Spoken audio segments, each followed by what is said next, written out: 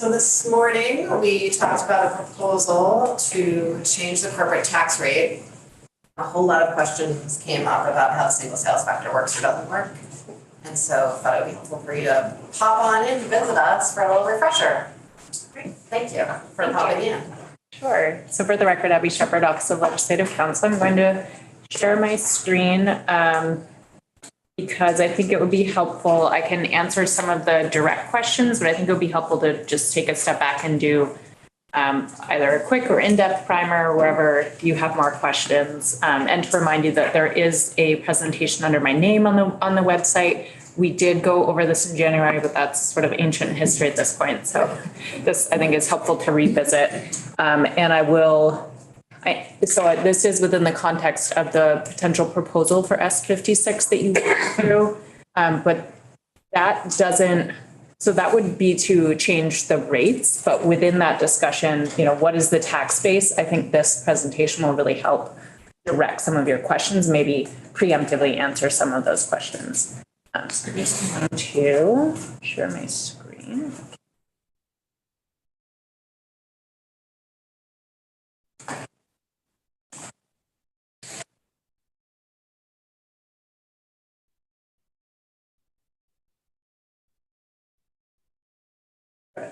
Okay, so it does have the January 13th date, but this is really a broad overview, and then it really dives into the details and the law on this, as well as what the legislature changed last session, but I don't need to talk about that if that's not where the committee would like to focus. That said, the single sales factor was enacted last session. It was effective at the beginning of this taxable year.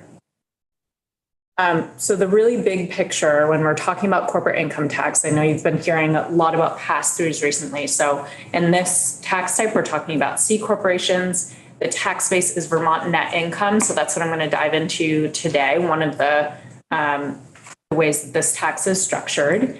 There is a progressive bracket and marginal tax rate structure, or there is a minimum tax. So if a C corporation's income is low enough that it doesn't fall into those marginal tax rates, instead it will be the minimum. So there's a minimum. If the flowing through the brackets and the rate is less than the minimum, the corporation is going to pay the minimum. So there are two different ways of determining the tax liability, either the rates or the minimum tax amount. And then where we get into the single sales factor discussion is allocation and apportionment. And one thing that is actually missing from this presentation, because I did want to keep it very high level and more of an overview at the start of the session, and I do think it's important to bring in now, is to distinguish between the legal test of nexus versus apportionment and allocation. So I will give you try to keep it as brief as possible, as I don't want anyone's head to explode, because that tends to happen when we talk about corporate income tax. But I do just want to give some background so that you hopefully won't be confused. It's very easy to confuse the two issues. So I'll try and keep them separate. I'm going to breeze through a few of these initial slides because you've been hearing so much about pass-through. So I think you're now all experts on the difference between a C Corp and a pass-through. C Corp is, under the Internal Revenue Code. It's a separate legal entity. There's sort of this legal fiction. It creates a separate person. There is no natural person. The reason why a business would structure that way is to get the separate legal protection. So it's limiting liability. However, that does result in a different tax treatment. So there's tax both when the entity has profits and then on the shareholders they pay on personal income tax. So it is not pass through businesses. Again, that's where the individual member, owner, or shareholder is paying on their personal income tax. So breezing through these as quickly as I can. Now on slide 7. So this is where I want to start diving into definitions. Some of the questions that came up in the S56 discussion, if you were to change the tax rate, you were asking what would be the base. So what does net income mean? So net income is defined in Vermont statute. It starts with federal taxable income, and then there are additions and subtractions. So what is federal taxable income? That is, you're looking at the net. I think that Pat did explain this very well. You're looking at the net income. So that's after you have business expenses, so costs of goods sold, wages, other employee expenses, interest, and then non-federal taxes. So I've been in here a few times recently talking to you about state and local taxes. That's where you get that deduction federally. So that reduces a C corporation's income, as well as depreciation, advertising, lots of other sort of miscellaneous different deductions. So Vermont's net income starts with federal taxable income. However, because there is that SALT deduction, the state and local taxes, Vermont adds those back in because those are the Vermont taxes. So those are in the Vermont net income definition. The C corporation wouldn't be able to subtract its Vermont taxes paid. I think that was one of the questions that I had heard coming out of today's discussion. I hope that makes sense. So that's the tax base. Next is looking at the rate. So as I started to dive into, there is the marginal tax rate structure. So this shows current law, the top marginal rate on $25,001 and over of net income. That top rate is currently 8.5%. So the way that the statute is structured, it's the larger of the tax liability running through the brackets and the rates, or a minimum tax. So last session, starting this year, the minimum tax amounts are shown in this chart here. So it broke out the brackets. Also to note, the brackets and the minimum tax amount are based on Vermont gross receipts. So you're no longer looking at that Vermont net income definition. It's gross receipts, but it is specific to Vermont gross receipts, which gets at, the constitutional limitation against imposing taxes on income that was not earned or received or proportionable to Vermont. So it's only Vermont gross receipts, and that's the minimum tax. Quickest question on 7.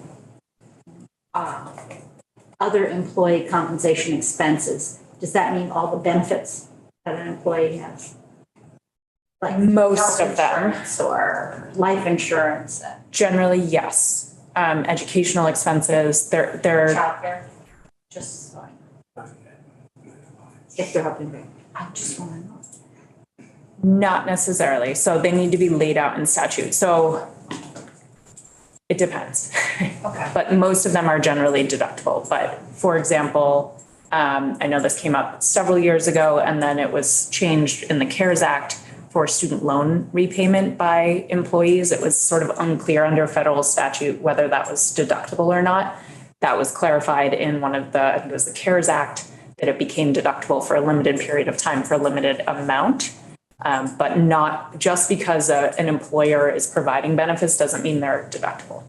Not all of them are, but most of the typical ones that you think of, like healthcare, are as are wages. I have a very circular question that might be ridiculous, but so our corporate taxes in 1 year are deducted from federal taxable income the next year? You mean Vermont or other local? Yeah, so Vermont corporate taxes, are they then deducted from federal taxable income? When they're paid, it's the year that they're paid. So depending on. They're getting a deduction on the taxes that they're getting a deduction for taxes for the taxes that they're paying. So they would be getting a federal deduction for state and local taxes paid, but then that's added back in Vermont. Okay, thank you. So You're not getting a lower tax bracket or rate because you paid taxes to the jurisdiction that's imposing tax on you. thank you, that's what I thought, and Yes. the way I'm reading this bullet point is, Oh, sorry about no, that. it's not your fault. So this is federal taxable income. That's the starting point for Vermont. And then Vermont adds back whatever taxes you deducted to get to federal taxable income that you paid to Vermont. Vermont adds those back into the corporation's net income. I think yes or no?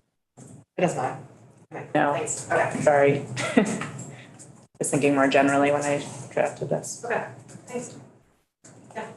Could we go back to the tiered rate structure, Abby, please? Yeah. Yes. It was pointed out that if we agreed with raising the current top rate to 10% at that value, 25,000, we would be an outlier. I apologize because I didn't have time to update. This is the map of Okay. top marginal rates across the country, but I have not, because I came over here right after getting the invite, I have not had time to check this or see if there's an updated one. So I would actually defer to whatever Pat showed you earlier, but from Pat's research, that's my understanding is. He did say that unequivocally. And then my response was, well, although it may not be as Didn't simple. quite say that because of New Jersey's rate. Right. So You this, mentioned New Jersey. this is maybe not the best because it doesn't show the brackets. Yeah. Clearly. The other problem, or the reason we are said to be, is because of when that rate is triggered. Ours is relatively low, 25,000. If it were higher, we might not be an outlier, I guess is what I'm saying. But what it may sacrifice some simplicity, but my response at the time I learned that was, well, why don't we leave the three alone, add a fourth at 10% for a higher amount of money and up? What's the plus and minus of taking that alternative, as long as we stay out of being an outlier? I mean, that was my point, was I don't want to be an outlier. I would defer to any research that Pat has done and what that fiscal Okay. impact would be, because I think that's where you're going to have the pros and cons. Okay. I don't really have a legal, I mean, you could certainly make that policy decision. I just, I want to be sure I'm thinking of all the pluses and minuses of going that route rather than simply changing a rate of the existing tiers. Back to you, Abby. Are there any questions about the minimum tax amount? And again, that there are two different sort of tax bases. So you have the net income where we were talking about the cost of goods sold, the deductions, et cetera. That's for running corporate net income through the brackets and rates. That's where you are looking at the different tiered versus Vermont gross receipts for a C corporation to pay the minimum tax. Again, these were changed effective the beginning of this year, 2023. Okay. So that's sort of the low hanging fruit.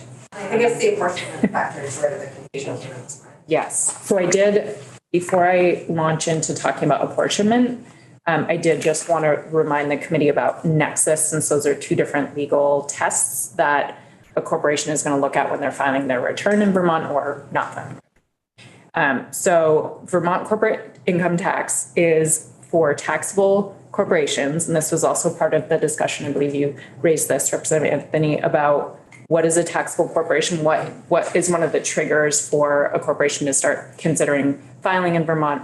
There's a list under statute, so being incorporated in Vermont, but it does not require incorporation. It's any of these three: incorporation in Vermont, possessing a certificate of authority to do business in the state, or, so it's any of these three, receiving any income allocable or apportionable to the state under the apportionment factor.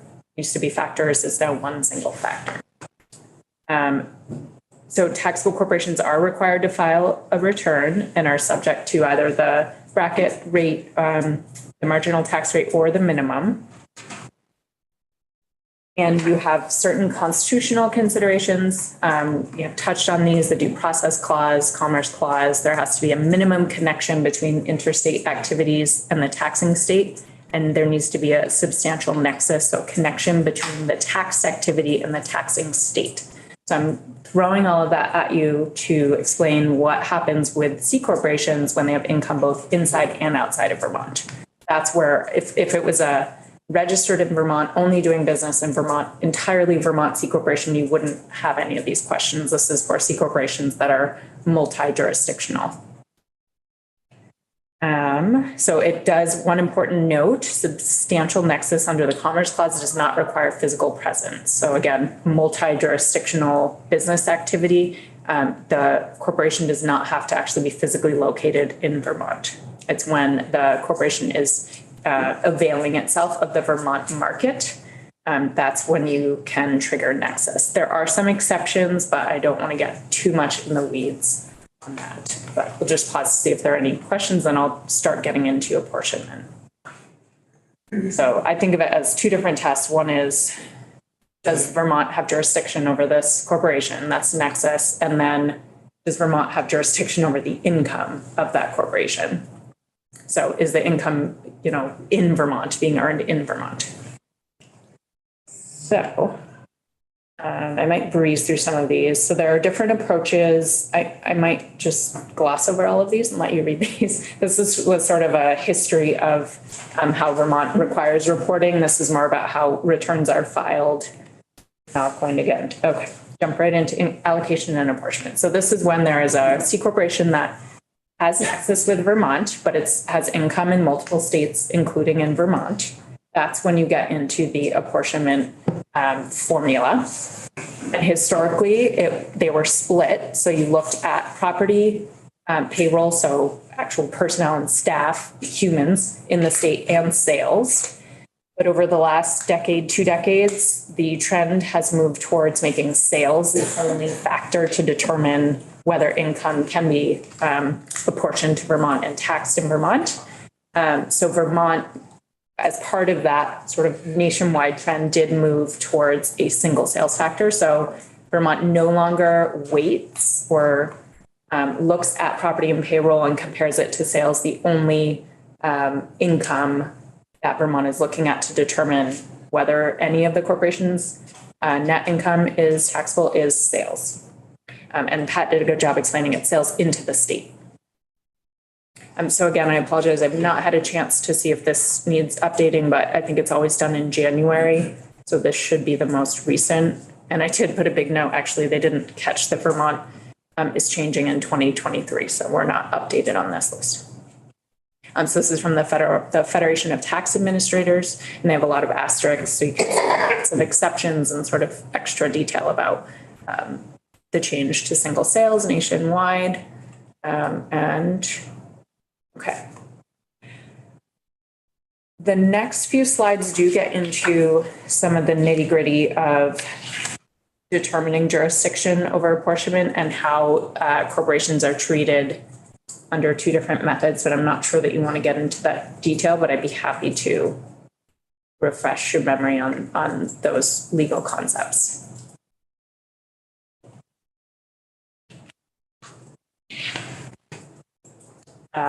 So Joyce and Finnegan are different methods of looking at whether a corporation that's multiple subsidiaries, their parents, and then sort of not baby corporations, but filial subsidiaries, looking at each state can decide whether they want each individual subsidiary to be filing and determining whether each subsidiary has nexus or the entire group.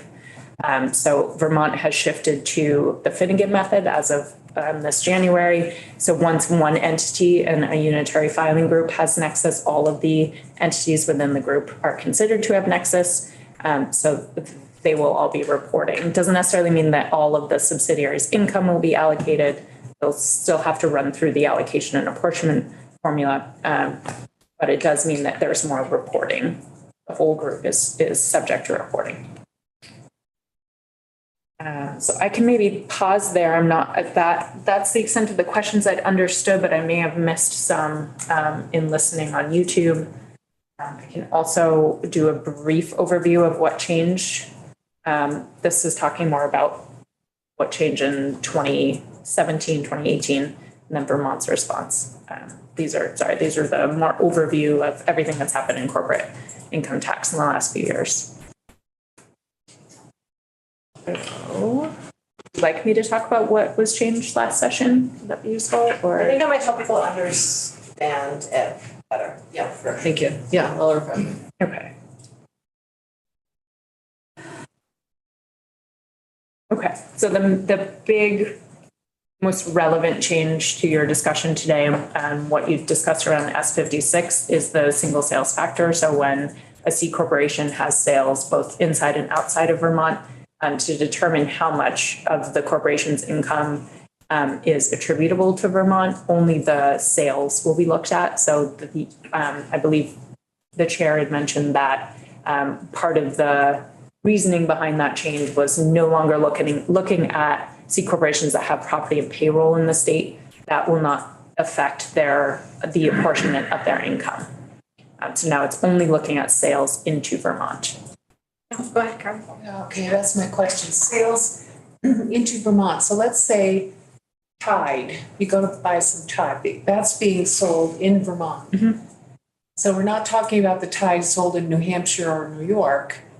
It's only the Tide sold in Vermont. So it's a formula. So you look at how much of the overall income from that taxpayer, what's the proportion of their Vermont income to their overall income, and that's how much of their income will be apportioned to Vermont, and then run through either the bracket or will be subject to a minimum tax. How does our tax department find out what their overall income is? The taxpayer has to report it as part of the reporting. How do we know they're telling the truth? It's a voluntary tax system. Accountants would sign their name on a line. Yeah, some professional responsibility. I mean, the tax department has compliance mechanisms, can do audits. And how did it used to be? So the prior apportionment formula was looking at property and payroll as well. I have it in here, the dates when that changed. I think it was 2004, but it used to be equal. So it would weigh how much property the taxpayer had, how much personnel they had in the state, and their sales into the state. The sales were double weighted, I think in 2004, 2006, I have it in here somewhere. So they were the sales would have increased or decreased depending on how the business was structured, how much income would be considered Vermont income and taxable. Okay. So this change was made last year. Correct, but it was only effective this January 1st. So won't be seeing returns until next year, plus many corporate filers tend to file for extensions. So the tax department could give you more detail on they don't have data yet, but on what they Is it expect. expected to generate more revenue for us or less revenue? That would be more of a JFO question, but there was a fiscal note done on Act 148 when it was passed. I could forward that to you. There was. Yes. Oh, I'd like that. Yes, definitely. I bet everybody. And Oh, they're just a volunteer Pat to walk gnashing it through through it for for you. information on it. They love it. You can tell. Gnashing my teeth. There are a few other sort of miscellaneous changes that this was all together as a package. As I mentioned, the jump all the way to the bottom, but the minimum tax was changed. Vermont did shift from the Joyce to Finnegan method, so the entire filing group of one of these more complex C corporations was looked at as one taxpayer instead of figuring out if each individual subsidiary had nexus and needed to file. So that was one shift. There was a rule relating to overseas corporations, so corporations that were incorporated in the US but operating more than 80% abroad. Previous to this change, they were excluded from the apportionment factors. The change in Act 148 included those overseas US corporations in the group so that their income would be reported. There was something called a throwback rule. I didn't get into the details of public law. I always get the number wrong. 86-272, which refers to sort of US session law, so federal session law that created an exemption from nexus for corporations that were just soliciting sales in a state. They weren't actually physically located or making sales. They were just advertising or seeking sales. That exemption led to different ways of states either throwing back or throwing out income that's made in other states. There was a throwback rule in Vermont, which meant if there was income being made into another state under that either public law 86-272, or if it was made to a non-taxable entity, that income was thrown back into the filing group, so it would end up on the return. That was repealed, but the change to the Finnegan method more or less flattened out the impact of the repeal of the throwback rule because Finnegan looks at the whole group and doesn't separate out individual taxpayers. So those were the main changes. Or those were all of the changes. There were some other miscellaneous reporting and rulemaking requirements that were placed on the department. That was Act 148 of last year. And one thing we talked about this morning was the idea that sort of all of these changes put together, the Joyce v. Finnegan, the single sales apportionment, all of it, and the new minimum tax has created a situation where it's really much harder for corporations to sort of move their tax responsibility out of the state than it was before.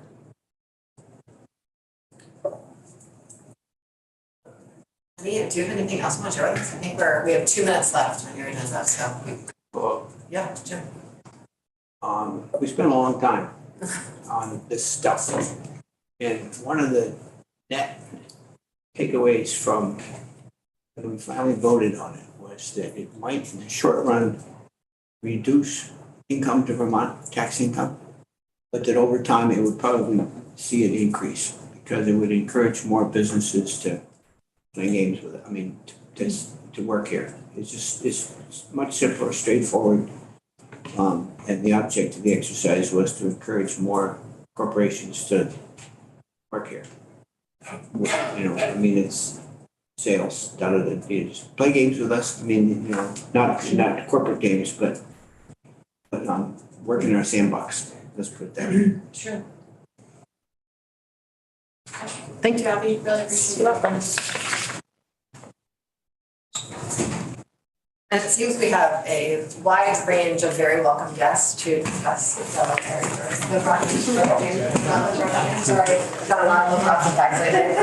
Rutland Charter change. Very excited to have you. We are have legislative counsel coming shortly to talk to us, but Representative Howard, you want to give us a little pitch to kick us off on the issue?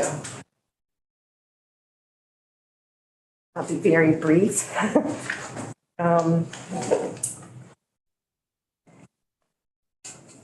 For the record, Representative Mary Howard. I serve on the Housing Committee. And regarding this charter change, my constituents supported this change because they are maxed out on property taxes, and they are hopeful that some of the costs of running our city will be shared by those who access our stores and who shop in Rutland City. Rutland is at a crossroads.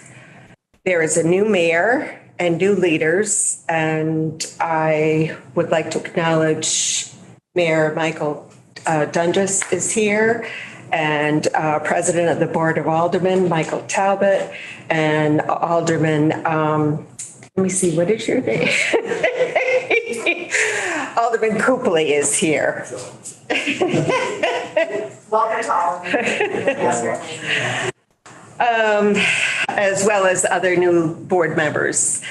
There's a great sense of hope and energy that they will have the resources they need to address the long, steady issues, such as the ones this revenue will be directed towards.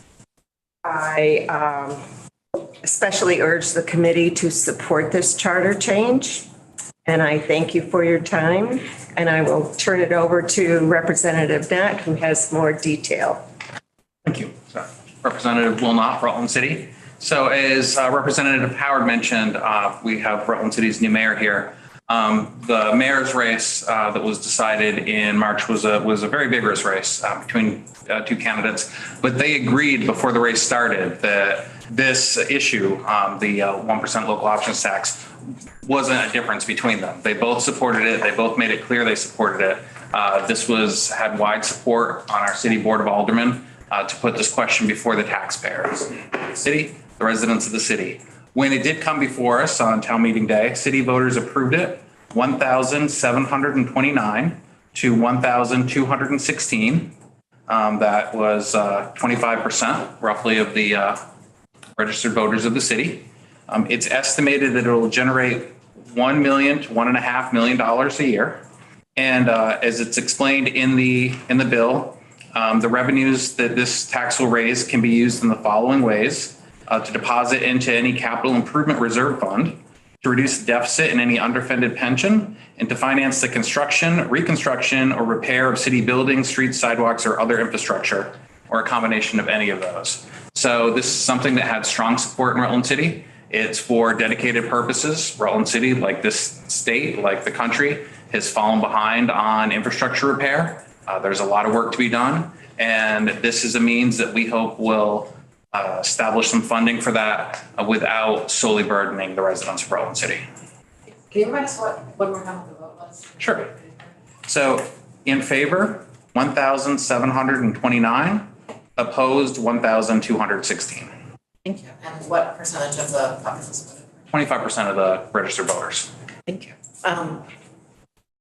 Just two sort of like local option tax FAQs or facts that the Ways and Means Committee would like to spread with the world, that I will share with you. We had, what's it, berries? That just, what was the name of the book? Shelburne. Thank you. Shelburne, a few days ago. One, that the local option tax, when they first started getting passed, were very much pretended to be paid by like tourists shopping adorable downtowns. At this point, because of online sales, your local option tax is going to be paid by residents as well. I just want to make sure your voters know that. And the other, none of this is complaints against local option taxes. They're really just like neutral information. We want to make sure everyone knows. The other one is that because Vermont zip codes do not match our town boundaries very well, the tax department, who is happy to collect this revenue on your behalf, wants to make sure that you understand that there will be mistakes because of this mismatch between zip codes and town boundaries. And it is not their fault, and it is not your fault, and it is not your constituents' fault when occasionally town businesses outside of your boundaries collect the tax by accident, and when towns within your boundaries do not collect the tax and need to. And so the tax department's gonna work with you as best they can to resolve those problems. They are not quite resolvable, and it's one of the sort of challenges with having a local option tax. It's possible that your constituents will perhaps talk to you about it, and so we want you to have that information going into the situation. Perhaps you already did, and it was already explained by the tax department. Great. Good. Please. Thank you. Well, I'll just mention that about 10 years ago, when I was on the Rutland City Board of Aldermen, Rutland Town adopted a 1% local options tax, and various businesses in the city started to charge it. It was generally the national chains that were basing it off the zip code. So we've already straightened this issue out once before. So we expected some confusion because in addition to Rutland City and Rutland Town, Mendon also uses the same zip code. So we knew this was a potential kerfuffle in the making. Great. Glad you're going into this with open eyes. Yes. Do you, I don't know, maybe you folks know, or the mayor, do you have a personal property or inventory tax in your charter? You do? Okay, I'm just curious. Some do. I don't want people on the sidelines to answer questions unless they're identifying themselves for the record. So that, would you want to defer that? I'll defer that. Okay, if you could please introduce yourself for the record. Absolutely. Mike Tunges, Rutland City Mayor. Yes, we do. Thank you very much. We do have a personal property tax that we charge to businesses. Thank you. You're welcome. Any other questions? We need Tucker to take us through the bill before we vote on it, but he will be here any minute, and I don't imagine there will be any further kerfuffles. Okay, that's 2 uses. I know, I thought I would just really throw it in an extra time. I think I used it really efficiently though. It was really- Thank you very much for having us. So welcome. Thanks. Hey, Carson? This is a proclamation.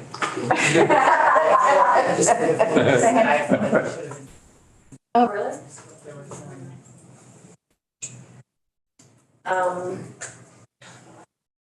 So then we're gonna take a little break while we wait for Tucker.